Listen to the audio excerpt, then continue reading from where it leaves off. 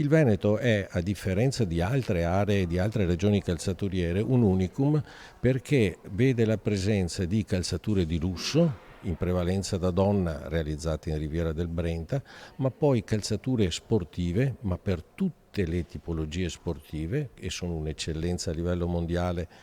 concentrate soprattutto nel Trevigiano, e poi dei prodotti di fascia più economica,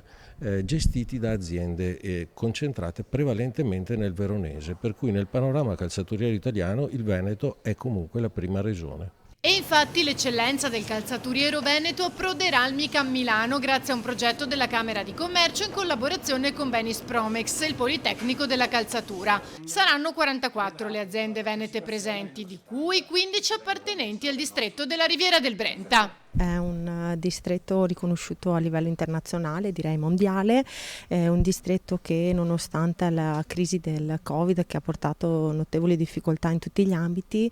ovviamente ha portato della crisi anche in ambito nel settore, ma che si sta fortemente riprendendo. È un fiore all'occhiello in termini di eccellenza ed è un fiore all'occhiello in termini economici, perché dà occupazione a oltre 10.000 addetti e quindi anche da un punto di vista diciamo economico